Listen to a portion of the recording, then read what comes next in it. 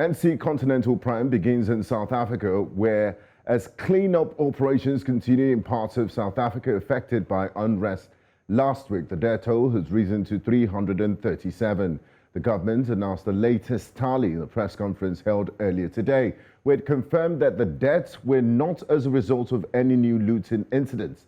The country's National Assembly has scheduled a special extraordinary extended debate to discuss the looting and destruction of property that took place for 7 days.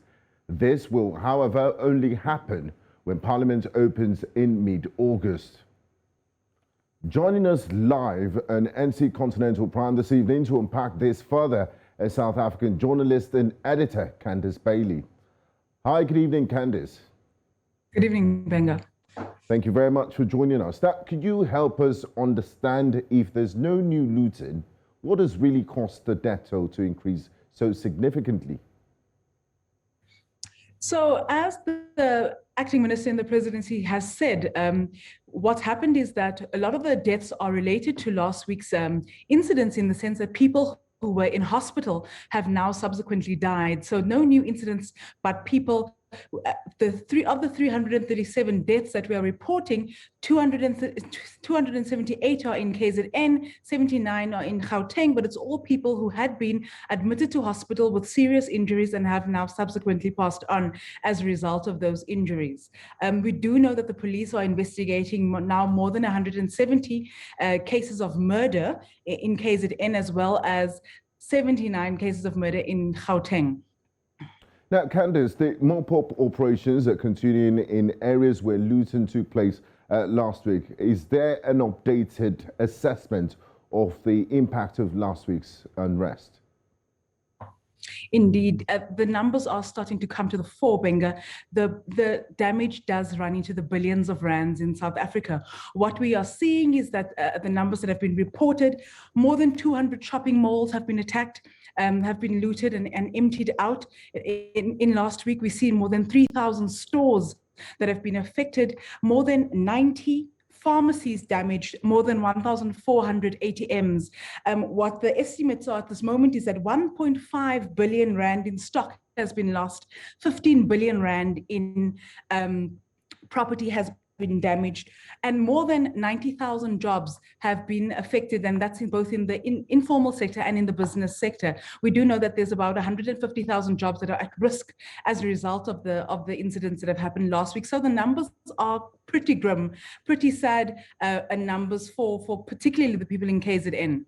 Pretty grim numbers indeed. And talking about damages done, it's been revealed that it's emerged that some of the areas which have been badly affected also in rural KwaZulu-Natal. In the past, people just thought, this incident happened in urban areas. Could you please shed some more light on that?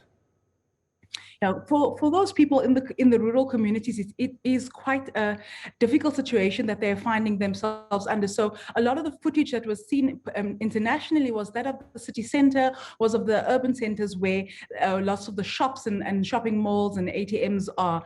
But what it seems is that in the smaller towns, and these are small towns that would also service villages and other rural communities, the shops that were damaged in those areas now mean that the people in those areas are potentially facing food insecurity. They now have to travel way further to get supplies, to get food, to get medical attention, and it's really just a pretty grim situation. We do know that cleanup continues. There are lots the goodwill has really come forward from the South African nation, and people are really trying to help. There's lots of aid that's come forward, but for those people in the rural communities, they are really struggling to make ends meet and to live and to survive at this moment.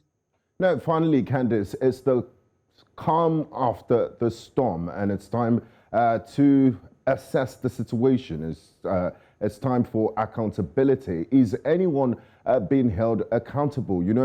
That such a destruction of this magnitude, the failure of the security intelligence architecture to nip this in the bud, or to even predict that it was going to get out of scale. Is there any talks about accountability? Are heads rolling? Is there going to be an inquiry? What's going on? At the moment, no word of an inquiry yet. We do know when our president addressed us on Monday, Benga, he did say that this was a planned and orchestrated attack and that there were instigators that they were monitoring. They have now subsequently, in fact, they identified 12 that they were surveilling earlier in the week. They've arrested about 6 of those 12, and of the 6, one is a former radio DJ, a vernacular radio DJ in South Africa, and they've been charged with inciting violence and inciting public protests in South Africa. But altogether, there are about 3,000 people that have been arrested. 1,700 have remained in custody. The others have been taken out. But as the president said, the instigators are being monitored and are being arrested as we speak. As always, thank you very much, Candice Bailey, for your updates of the situation. Always a pleasure talking to you. We do appreciate your insights. Thanks, Benga.